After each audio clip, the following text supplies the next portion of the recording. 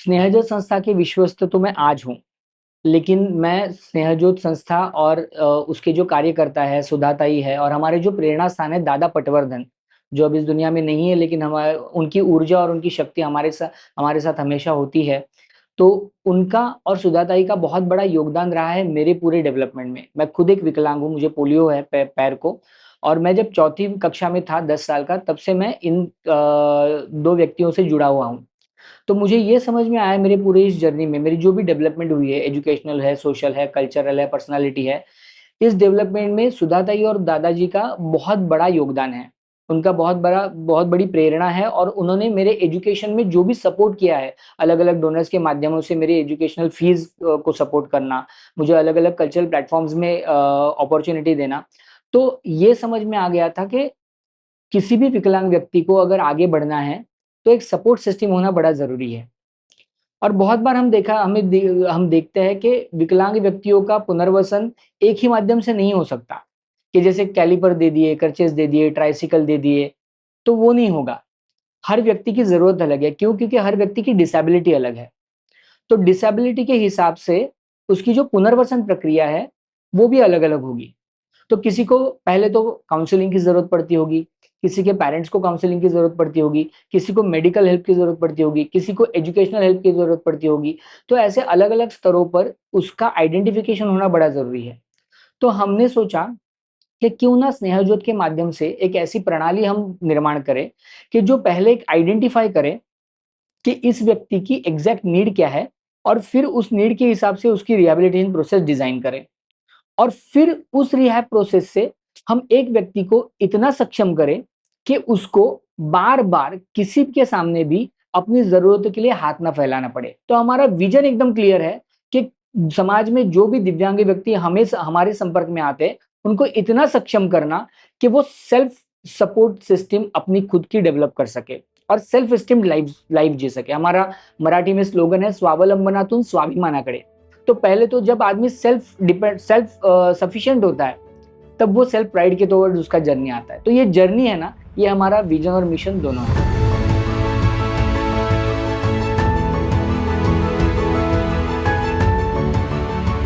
जैसे कि श्री कृष्ण नगर में हमारी जो संस्था है स्नेह जो दिव्यांग सेवा प्रतिष्ठान, इसमें बेसिकली हमारे 2 स्किल डेवलपमेंट के प्रोग्राम चलते हैं। उसमें एक टेलरिंग डिपार्टमेंट है और एक फ्लावर्स मेकिंग डिपार्टमेंट है। जैसे कि बैग डिपार्टमेंट में टेलरिंग डिपार्टमेंट में अलग-अलग टाइप्स की वैराइटीज़ ऑफ बैग्स बनाते हैं, एकदम छोटे पाउच से लेकर ट्रैवल बैग में और जो भी आप कोई भी डिज़ाइन देंगे, वो डिज़ाइन हम लोग यहाँ पे तैयार करते हैं। और हमारी जो स्टूडेंट है, वो खुद भी विकलांग है और उसके बाद वो एज़ अ टीचर करके ऑलरेडी सब दिव्यांग बच्चे लोगों को सिखाते। कोई भी स्टूडेंट आता है, एकदम क्राउलिंग वाला भी रहेगा, वो भी ये टेलरिंग का काम बहुत अच्छी तरह से कर सकते हैं। बेसिकली ये स्टूडेंट यहाँ पे आने के पहले घर पे काफ़ी सालों तक बैठे हुए हैं, जिन्होंने कुछ किया नहीं है, समाज से घर से बाहर नहीं निकले, ऐसे बच्चे लोगों को ढूँढने का काम स्नेहजोत करती है। हमारे काफ़ी वॉलंटियर लोग हैं, फिर कॉलेज गोइंग स्टूडेंट हैं, जिनको अभी फिलहाल हर कॉलेज में एक प्रोजेक्ट रहता है कि बाबा आप कुछ न कुछ सेवा करो। तो ऐसे जब स्टूडेंट आते हैं, नॉर्मल स्टूडेंट हमारे यहाँ पे कुछ सेवा करने के लिए, उनको लेकर हमारे वॉलंटियर लोग अलग-अलग झोपड़पट्टी एरिया में जाते हैं।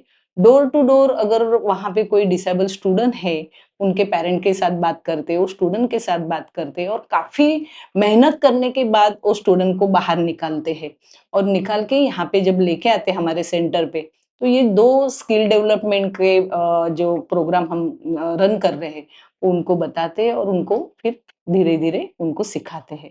तो ये हमारे सेंटर पे ये 2 विशेष करके प्रशिक्षण हम लोग देते हैं। दूसरी बात, अगर कोई स्टूडेंट विरार में रहता है और अपना ये सेंटर बोरिवली में है और उसको समझो मोबाइल रिपेयरिंग का अगर कोई कोर्स करना है, तो विरार से यहाँ पे बोरिवली आने से बजाय हम विरार में उसके नज़दीकी कोई इंस्टीट्यूट है क्या, ये मोबाइल रिपेयरिंग करने वाले, उनसे टाई अप करके उसकी फीस भरते हैं, उनको लाने-जाने का जो भी खर्चा है, वो वहाँ के वहाँ अरेंज करके उनको मोबाइल रिपेयरिंग का कोर्स सिखाते हैं। फैशन डिजाइनर है, ऐसे अलग-अलग एरिया से जब भी कोई स्टूडेंट आता है, और स्किल डेवलपमेंट ये बहुत ही महत्वपूर्ण है, क्योंकि हम अगर कुछ अपने हाथ से कोई काम करते, क्रिएशन हम जब करते हैं, तो एक खुद से मोटिवेशन मिलता है कि अरे ये चीज मैंने बनाई है और ये मैंने खुद ने बनाई है, इसका जो आनंद है, ये बच्चे लोग को जब मिलता है, ये स्टूडेंट को जब मिलता है, तो उनको उनकी डिसेबिलिटी 101% मेंटली जो डिस्टर्ब हुए रहते हैं इतने सालों तक, 20-25 साल घर से अगर हमको किसी ने कहा कि 8 दिन आप घर पे बैठना है, तो हम नहीं बैठेंगे। तो ये लोग तो 25-25 साल घर पे बैठे हैं, और जब बाहर निकलते हैं और ऐसा कुछ करते हैं, जिससे वो चीज़ जब बनाते हैं, तो उनको खुद को एक कॉन्फिडेंस आता है कि मैं भी कुछ कर सकती हूँ। और वो करते-करते फिर उसमें उनको आमदनी भी जब मिलने लगती है, तो उनको वो सेल्फ सफिशिएंट जो हमारा विज़न और मिशन है कि उनको सेल्फ सफिशिएंट उनको बनाना है। हमारा अभी जो लेटेस्ट प्रोजेक्ट है वो ज़ोमैटो डिलीवरी का प्रोजेक्ट है। चेन्नई आईआईटी मद्रास के जो एलुमनाइज़ है, उन्होंने एक स्टार्टअप शुरू किया जिसका नाम है नियो मोशन। तो उन्होंने एक ऐसी गाड़ी डेवलप की जो ओरिजिनली व्हीलचेयर है, और उस व्हीलचेयर को अगर आप एक छोटा-सा यूनिट अटैच कर देंगे, तो वो ऑटोमेटेड इलेक्ट्रिकल स्कूटर बन जाती है। तो जो पैराप्लेजिक्स बच्चे हैं, हमारे दोस्त सहेलियाँ हैं, उनके लिए हमने सोचा कि इस पर ज़ोमैटो डिलीवरी हो सकती है क्या? तो पहले स्टेप में हमने हमारे 3 दोस्तों को, जो हमारे विकलांग दोस्त हैं, उनको ये गाड़ी दी।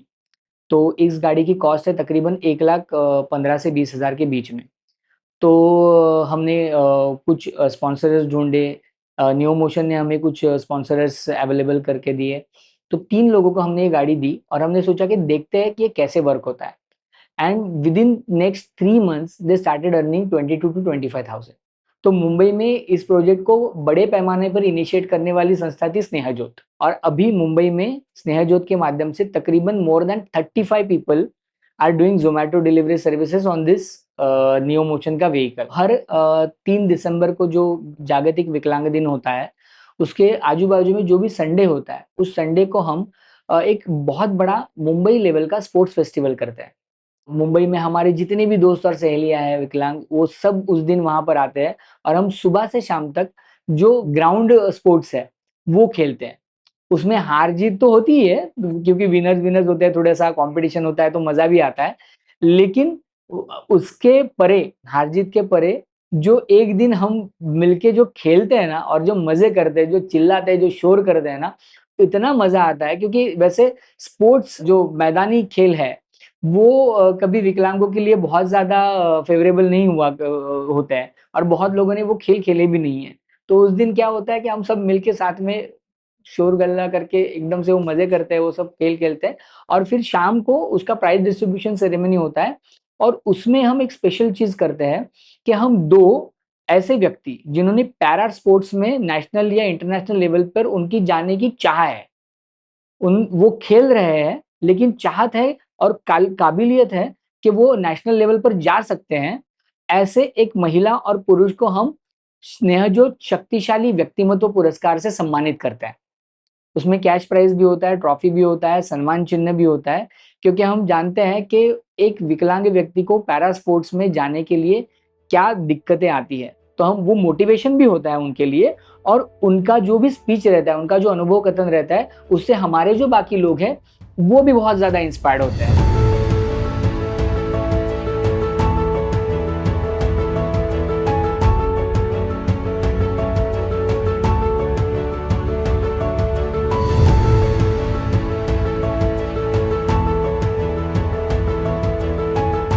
फ्लावर्स डिपार्टमेंट मैंने बताया कि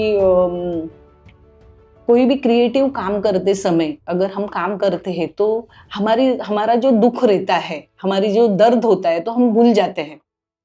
तो वैसे ही हमारा एक क्रिएशन अलग-अलग फ्लावर्स बनाने का है। उसमें हमारे फड़के ताई है, माधवी ताई करके है, ये वॉलंटियर है, और उनके साथ में जुड़े हुए और भी हमारे वॉलंटियर लोग हैं। वो आने वाले हर स्टूडेंट को अपने हाथों से ये फ्लावर्स कैसे बनाते हैं, आपने देखे रहेंगे हमारे डिपार्टमेंट में, तो अलग-अलग गुलाब है, फ्लावर्स है, ऐसे 6-7 टाइप के फ्लावर्स वो बच्चे बनाते हैं, और जब वो फूल बनाते हैं, तो फूल में उनका प्यार भी दिखता है। जैसे कि हम लोग नेचुरल जो फूल है, उससे अगर हमारे ये कागज़ के आप फूल देखेंगे तो आपको लगेगा कि सचमुच ये एकदम ओरिजिनल जैसे फूल है। और हमारे यहाँ पे हम लोग ने देखा है कोई भी गेस्ट अगर ओरिजिनल फूल देते हैं तो टेबल पे रख के चले जाते हैं, लेकिन ये फ्लावर्स तो याद से लेके जाते हैं। तो क्रिएशन अगर हम जब करते हैं हमारे हाथों से और काफ़ी लोग वो लेते हैं तो एक अपने को ही खुशी मिलती है कि मैंने बनाया हुआ फूल किसी ने लिया है। और साथ में उनको थोड़ा-सा पैसे भी मिलते हैं, तो वो एक उनको जो हमारा मेन मकसद है कि ये दिव्यांग बच्चों ने हर एक दिव्यांग बच्चों ने अपनी-अपनी कमाई करनी चाहिए। तो स्किल के साथ-साथ अगर कुछ पैसे मिलते हैं, तो उनमें बहुत ही खुशी मिलती है। साथ में फिर जो पढ़े-लिखे स्टूडेंट आए और उनको कंप्यूटर करना है, कंप्यूटर सीखना है, आजकल का जो ज़माना है संगणक के इसमें आगे बढ़ रहा है। तो ऐसे हमारे काफ़ी स्टूडेंट हैं जिनको कंप्यूटर में आगे जाना है, तो हमारे जो वॉलंटियर हमारे जो कार्यकर्ता हैं, सोनाली जोशी करके, वो पूरे स्टूडेंट जो भी कितने भी स्टूडेंट आएँगे साल भर, उनको फ्री ऑफ कंप्यूटर का जो भी नॉलेज है वो देते हैं।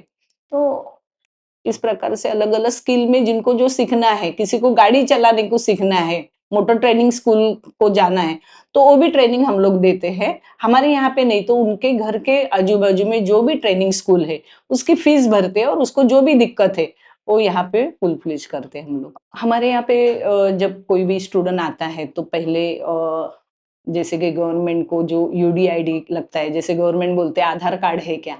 वैसे ही दिव्यांग बच्चे लोगों को यूडीआईडी कार्ड है क्या पूछते हैं क्योंकि उसमें काफ़ी फैसिलिटीज़ मिलती हैं।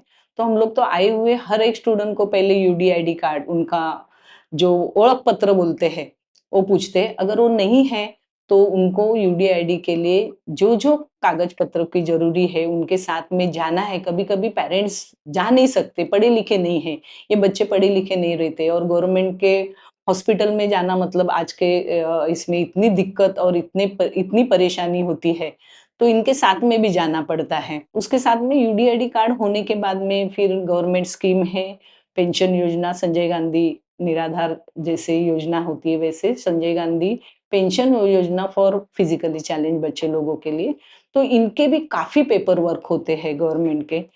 और वो सब पेपर वर्क करने वाले हमारे एलआईसी में काम करने वाले हमारे वॉलंटियर हैं नमिता तेंदुलकर ताई, वो और उनके साथ में कुछ हमारे और भी उनको अगर कोई किसी की हेल्प की ज़रूरी है तो हमारे बाकी वॉलंटियर लोग भी हेल्प करते हैं। लेकिन वो एक प्रोजेक्ट डेडिकेट उन्होंने सँभाला है और लगभग साल में हम लोग ने ये साल तो लगभग 250 स्टूडेंट को पेंशन योजना मिला के दी है और जब तक आया हुआ स्टूडेंट का जब तक पेंशन मिलता नहीं तब तक का फ़ॉलो वो खुद करते हैं।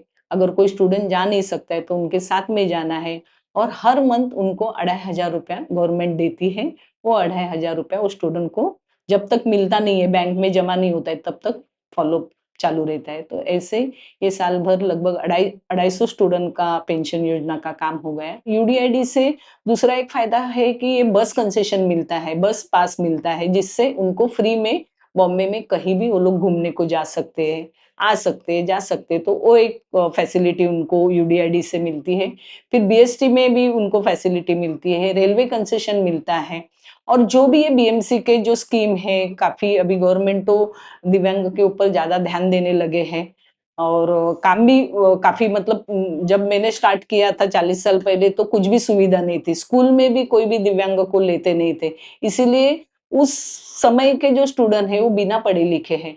आज गवर्नमेंट ने किया है कि हर स्कूल में दिव्यांग को लेना चाहिए। सभी स्कूल में नहीं लेते हैं, थोड़ी कोशिश करनी पड़ती है लेकिन 100% पूरा नहीं हुआ लेकिन शुरुआत तो हुई है धीरे-धीरे। अगर वो शुरुआत होती है कि हर एक दिव्यांग को नॉर्मल स्कूल में उसके घर के बाजू में कोई भी स्कूल है और वहाँ पे अगर उनको एडमिशन देते हैं तो अपंगत्व वैसे ही नहीं रहेगा क्योंकि हमारे पास जो आते हैं तो ऑलरेडी डिसेबल हैं, पढ़े-लिखे नहीं हैं, तो अपने को काम बहुत करना पड़ता है। एजुकेशन नहीं है तो बहुत दिक्कत आती है। तो अगर एजुकेशन में सभी लोगों ने उनको शामिल करके लिया, तो आगे जो ये डिसेबल स्टूडेंट है, जो स्पाइनल इंजरी वाले आजकल हम लोग देखते हैं कि रास्ते में कितने एक्सीडेंट होते हैं और उसमें कुछ यंग जो बच्चे हैं, एक्सीडेंट से उनको स्पाइनल इंजरी होती है और काफ़ी दिक्कतें होती हैं। तो ऐसे लोगों को स्कूल में एडमिशन अगर नज़दीक के स्कूल में मिलता है, पोलियो के स्टूडेंट को मिलता है। पोलियो तो लगभग 99% तो खत्म ही हो गया है। 2 बूंद ज़िंदगी के जो अमिताभ बच्चन ने स्टार्ट किया था, तो आज जाके पोलियो हमको कभी किसी गाँव में सुनने को मिला रहेगा तो ही ठीक है। लेकिन उसके बावजूद अलग-अलग डिसेबिलिटी बढ़ गई है, एक्सीडेंट से पैर किसी के चले गए, हाथ चले गए हैं, तो वो भी स्टूडेंट यहाँ पे आते हैं। 2021 में स्नेह ज्योत की स्थापना हुई, तब से आज तक लगभग 700 साढ़े 700 स्टूडेंट ने ये इसका लाभ लिया है, जिसमें पेंशन के स्टूडेंट हैं, यूडीआईडी के स्टूडेंट हैं, स्किल डेवलपमेंट के स्टूडेंट हैं, ज़ोमैटो के स्टूडेंट हैं।